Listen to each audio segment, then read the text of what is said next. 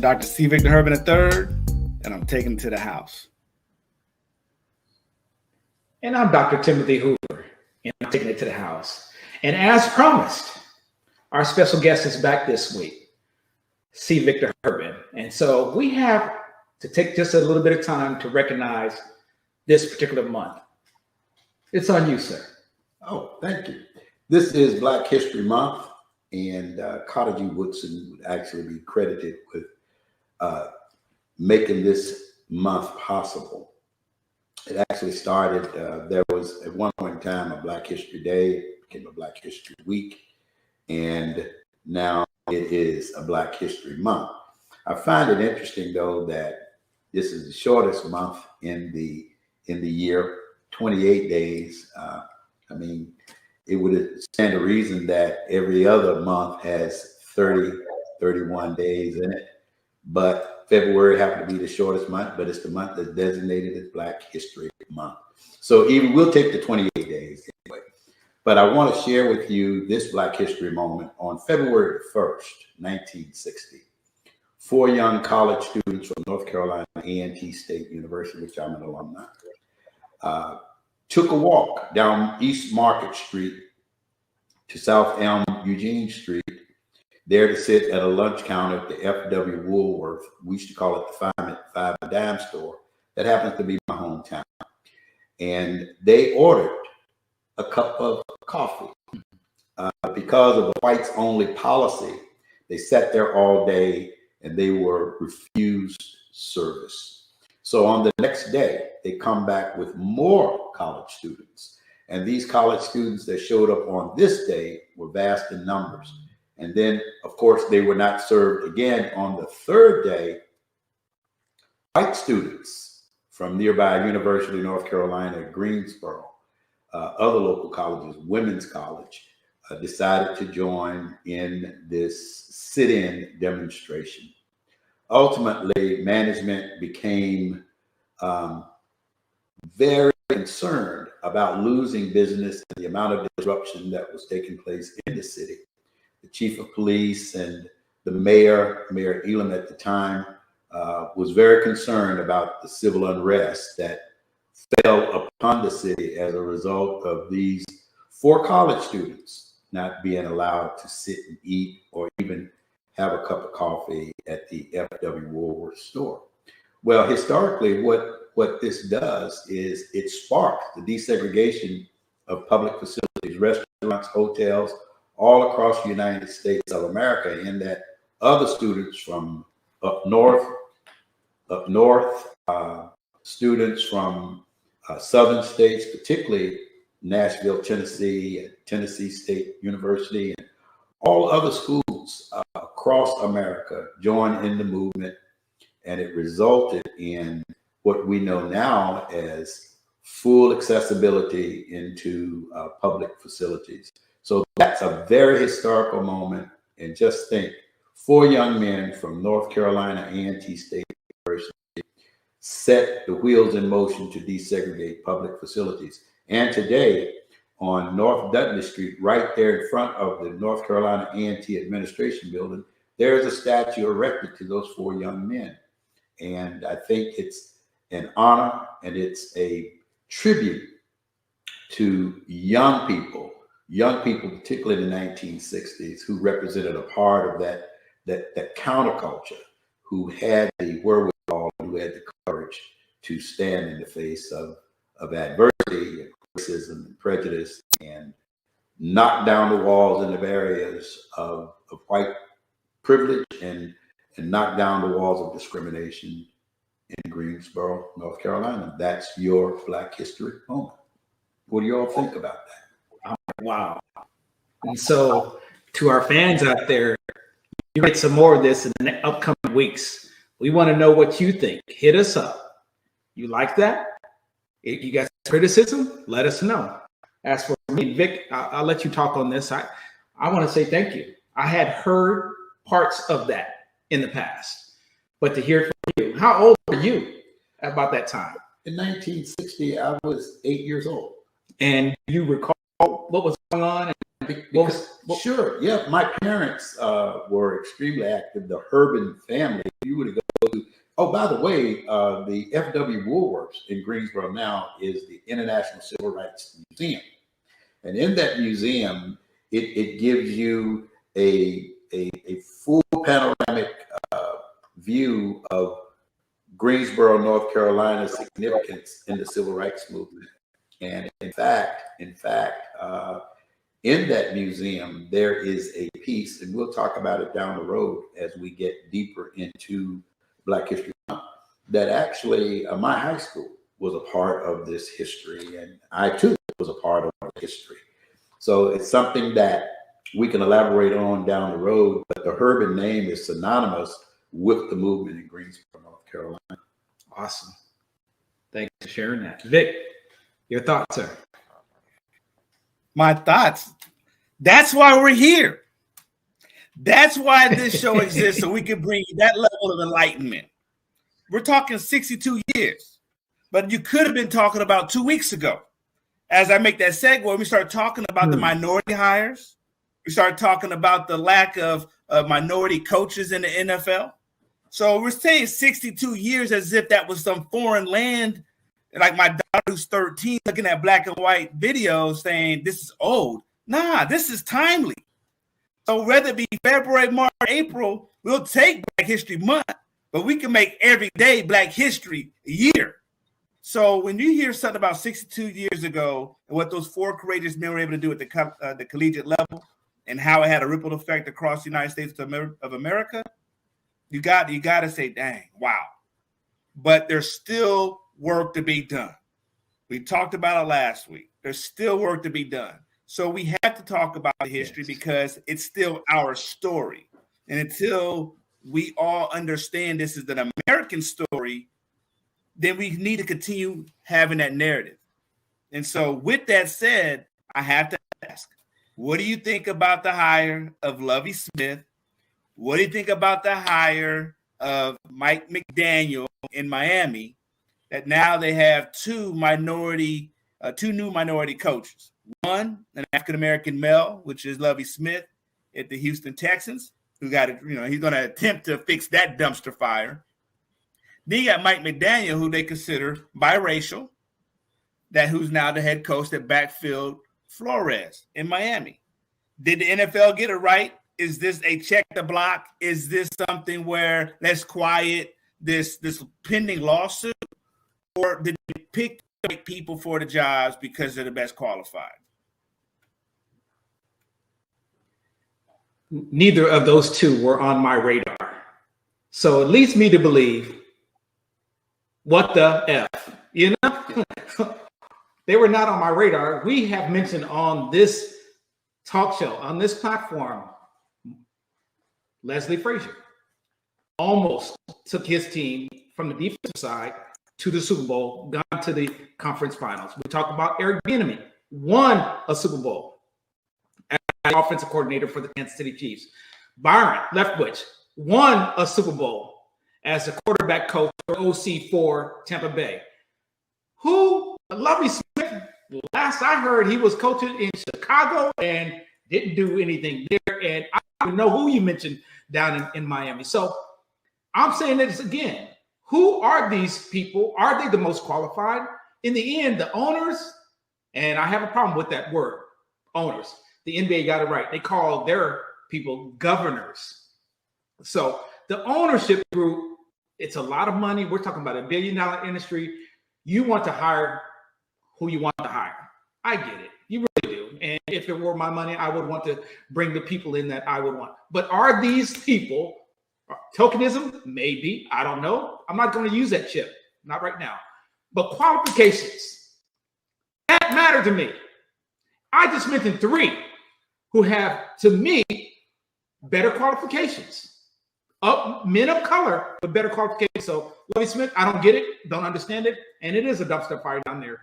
And whatever they did in Miami, they shouldn't have done, because the best qualified person was the one that they hired in the beginning and fired for no just cause.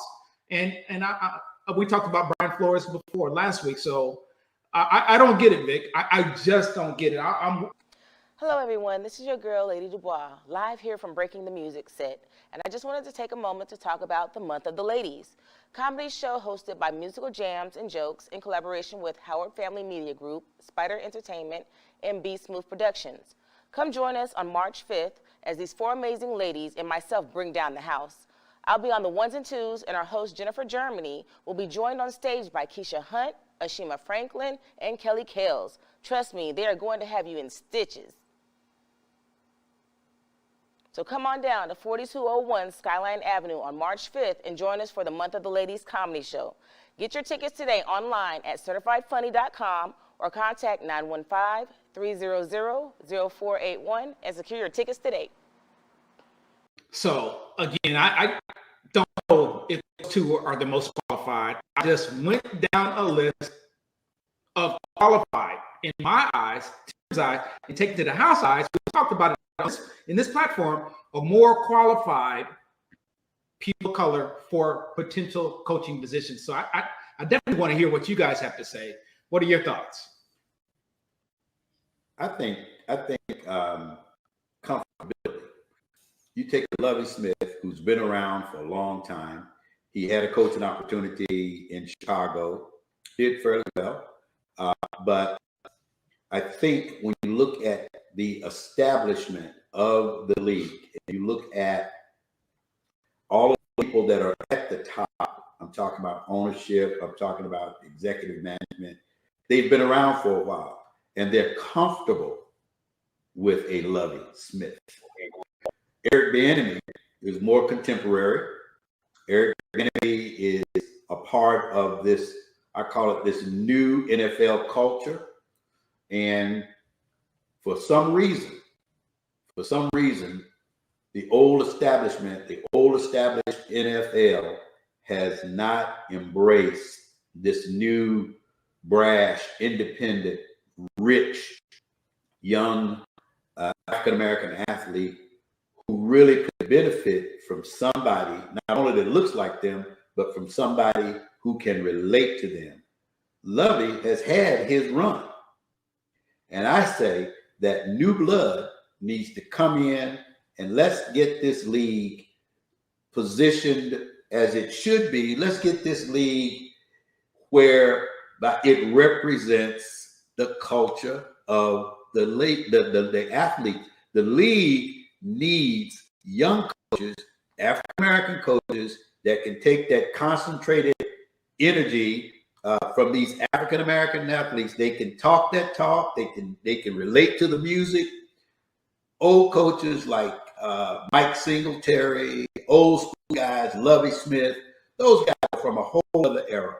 They need to infuse the league with new, young, black coaches who can relate to these players and can reach them where they need to be reached in order for them to not only maximize their performance on the field, but also they have somebody that they can talk to when they have personal problems. And Eric played in the league. So I don't know why Eric Bieniemy would be overlooked over Allen. Are you kidding me? Are you kidding me? Allen? Yeah, I think, and the NFL's already told on themselves. You talk about the old school African coaches. So the NFL already told on them, well, they have no problem hiring young coaches. Young white coach, Shami Vett, Steph Maskey out there in Cleveland. Kyle Shanahan, your boy that's coaching the Cincinnati Bengals. So they have hired coaches under age 34, under the age of 35. So you can't in one vein say we're going to be comfortable with the older black coaches, but then you hire the younger white coaches and say, well, we don't have space for the Eric Bieniemys. Leslie Frazier's an older coach. You don't have space for Byron Leftwich's, who is an alumni of the Jacksonville Jaguars and had a successful career with the Jacksonville Jaguars. Don't you think Jacksonville Jaguars needs a facelift right now after hiring a pervert in Urban Meyer who wants to play with, his glory days at Ohio State as a college, as a pro coach, but yet they go rogue again. So, and what, Jim Harbaugh gets another opportunity that he squandered away with Minnesota Vikings. So the NFL is talking out of both sides of its mouth. Give these young coaches an opportunity, young African-American coaches, because you already showed that you had the propensity to do it. So we talked about the accolades of what Leslie Frazier has done, Eric Bieniemy, Byron Leftwich. So I don't understand what needs to happen. Oh my goodness, I have a brain freeze for my boy. This is the defensive coordinator for the Tampa Bay Bucks. So again, he only had one shot in Todd Bowles, one shot with the New York Jets, who's already a perennial failing organization. He hasn't been able to recover from that. Yet you give the guy Adam Gase, who had a losing record in Miami, and reward him with another opportunity with the Jets. But we have these one shot, one opportunity for the black coaches, and then they don't get another opportunity. So the system's broke. The system is broke. So again, I know we spoke about it in detail last week, but they've already told on themselves. That's my bottom line. They told on themselves where they do have the propensity to hire young coaches. So stop playing around and do something about it.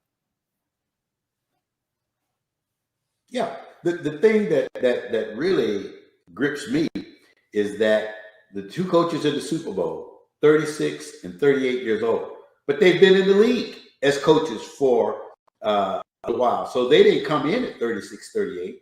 They came in as young guys. That's his point. As young as some of the players.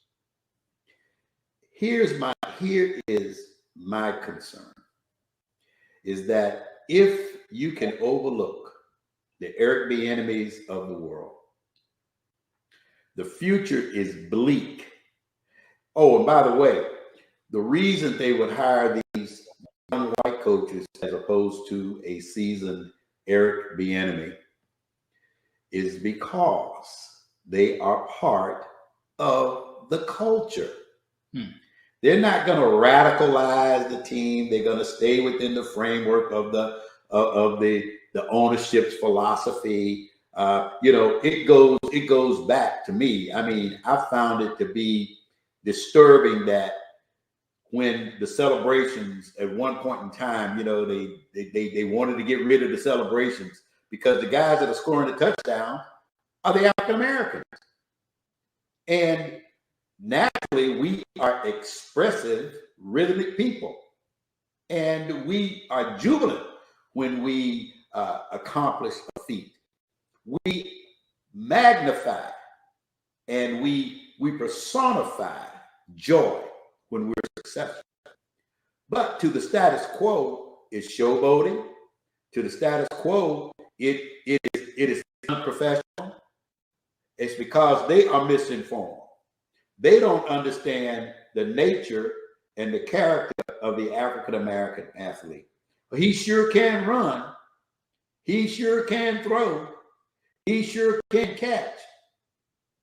But wait a minute, hold it. He sure can think too. All right. So let's not get it twisted. The African-American athlete, not only has he worked hard to get where he is, but he has to work doubly hard to move from that of athlete into that next echelon and interface with the power brokers. It's hard to get there. No matter what you do on the field, it goes back, guys, to where we couldn't play quarterback at one time, nor could we center. But some of the most prolific quarterbacks in the league are African American. Some of the most successful centers in the league are African American. So, hey, somebody got to clarify that to me. Tell me why, after all these years, you can't find 5, 6, 10 qualified African Americans to coach in this league, which the majority of the players are African American. Somebody need to help me with that. Here's my thing, guys. Where's this topic? What's the narrative next week? And the reason why I say that, the biggest game in the NFL, probably in all sports, happens this weekend. Are we going to have this conversation? Are we going to be talking about this again? Or are we going to wait until there's another firing maybe a year from now or 10, 11 months from now? This needs to be hot. It needs to be on the front burner. And Roger Goodell, commissioner of the NFL, you need to handle this. You need to fix this. You're talking to Vic's point. To me, outside, yeah, it's a serious problem. We all know it's a serious problem. The Rooney Rule needs some teeth to it, so fix it. My brother here says, somebody talk to him, explain it. So where is this conversation going to be next week? On Sunday, Super Bowl comes, everybody's going to be thinking about what? The game itself. It's a distraction. Your boy, Washington Commanders, he'll be off the hook for at least 3 hours, if not longer. You know, there's so many hot button topics to me in the NFL that this is going to put everything out in the back, in the pasture, and we will forget about it. We shouldn't, but we will. Let me tell you, Dr. T, you know what that's like. You know what that's like. It's like putting a Band-Aid over a sucking chest wound. All you're going to do is suck the Band-Aid on the inside. And it's not going to stop the bleeding. A letter from the commissioner, pretty much apologetic. We are sympathetic to the, to this problem of the inequities among blacks who may be qualified to coach in the NFL. That letter is nothing more than a big fat Band-Aid. They put a big fat Band-Aid and hire Lovie Smith. But you know what? There's a whole lot of young potential African-American coaches that are still bleeding behind the process. We don't need a Band-Aid. What we need surgery. This thing needs to be sewed up. That's what we need. We don't need any more Band-Aids, Roger Goodell. We need the surgeon to come in and suture up the wound. It's been a long-standing wound. And guess what? It's an expectation. It's an expectation, particularly on the part of the African-American athlete. Come on now. Somebody has to respond, and somebody needs to get rid of the Band-Aid.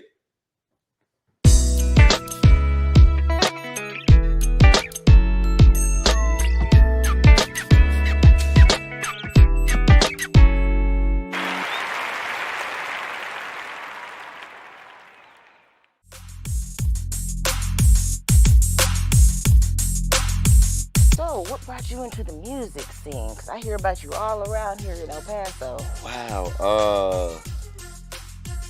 He showed myself, like he showed me everything that I feel today is missing from everybody that wants to start.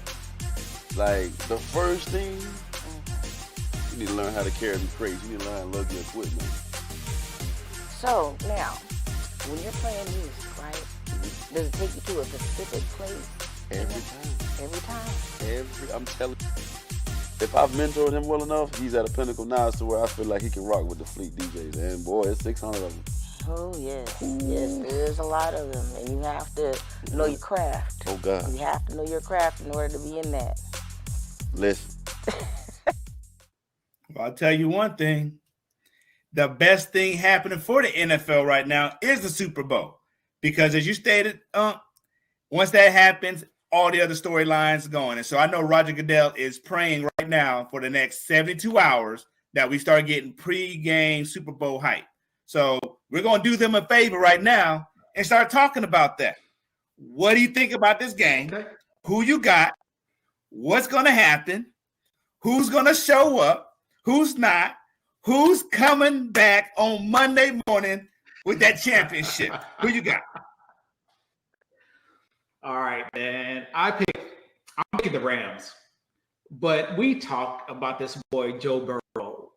ACL a year ago. Didn't even finish his rookie year. Look at him now when he's running. And I marvel at the physicality and medicine. We're playing he's playing one of the toughest sports, one of the toughest positions. And watch him run. He does not think about an ACL tear a year ago. He does not have any loss of throwing motion, quick twitch. All of it is on point. And he's cocky as a samama. You know, I love him. I wish he was on my team. So it's hard to root against him, but I'm rooting against him. Here's why. His offensive line is leaking oil.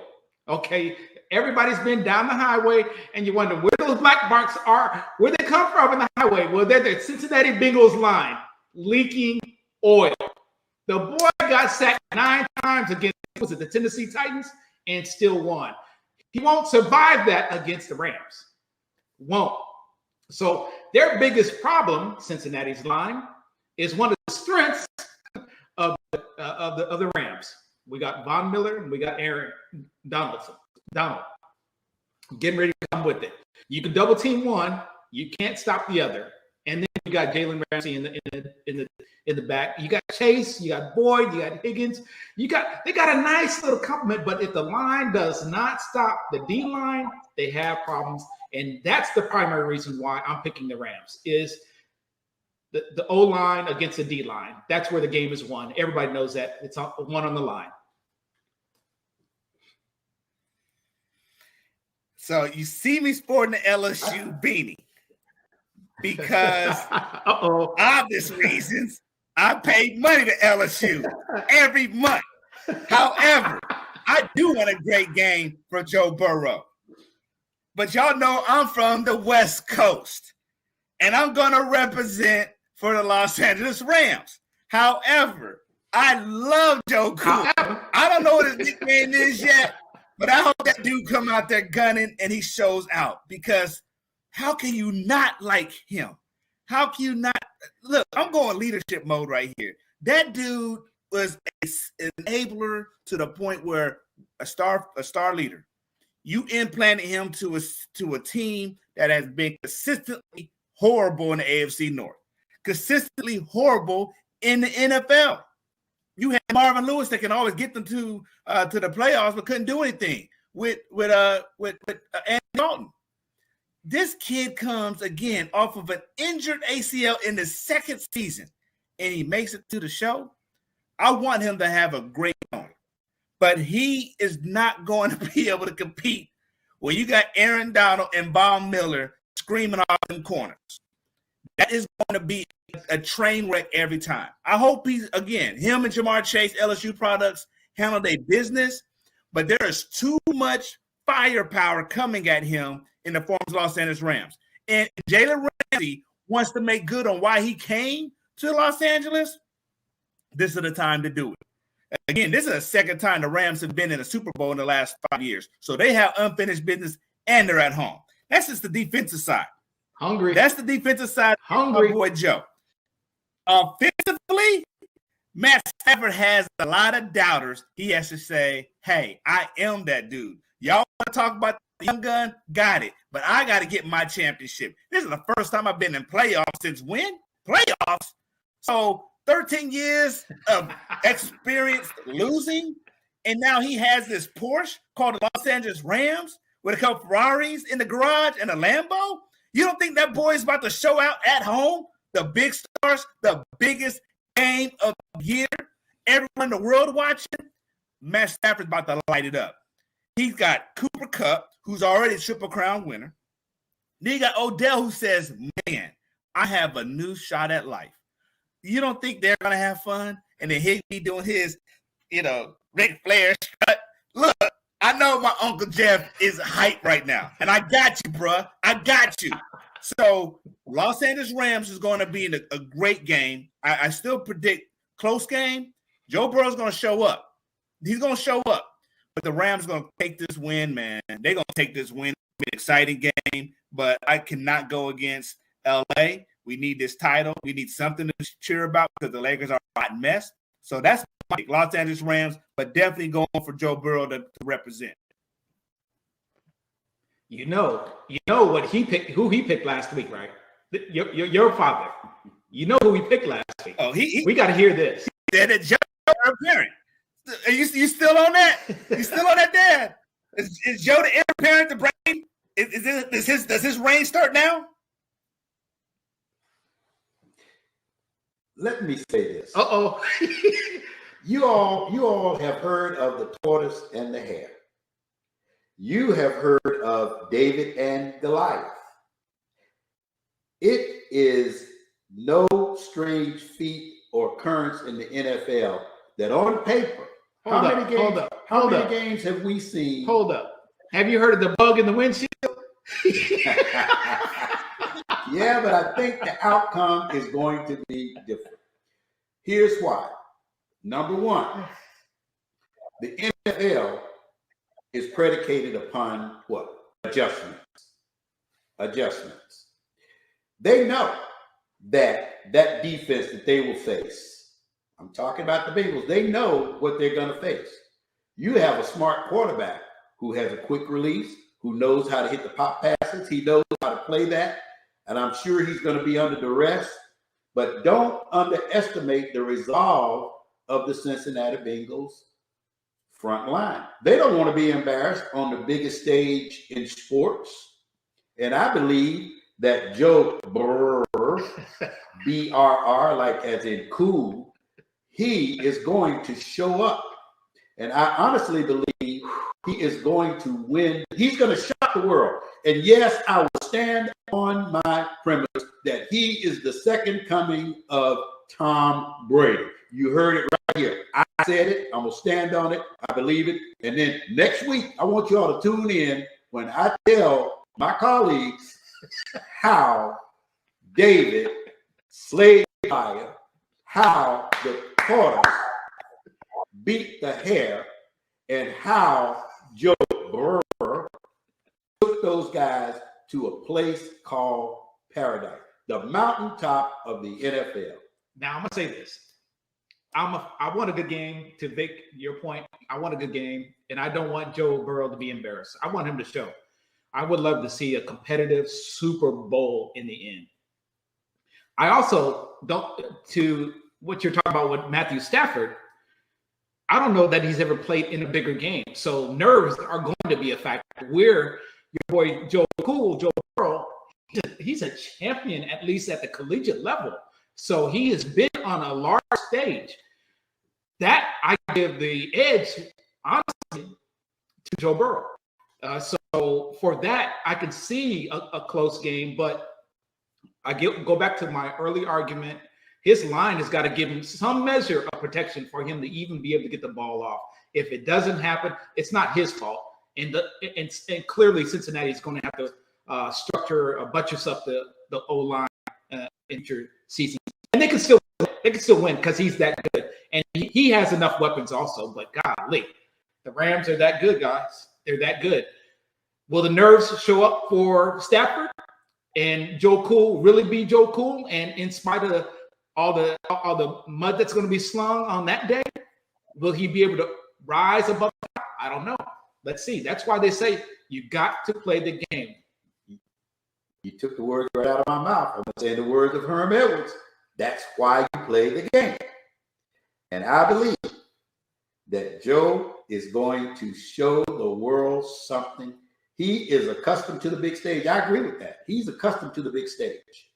And no moment is too big for him, as he's demonstrated. You take a second-year guy who's that methodical, who execute that well in his second year at the highest level. I have to give the edge at quarterback to Joe. And I do believe that this is the biggest game of Matthew's life. And you talk about the bug on the windshield. What about the deer in the headlights? Well, the tortoise and the hare, I tell you what, tortoises can't run from Ferraris and Porsches because they get splattered too. So when that tortoise get in the middle of that road and Matt Stafford's driving that doggone Porsche, Ferrari, and Lambo, watch out.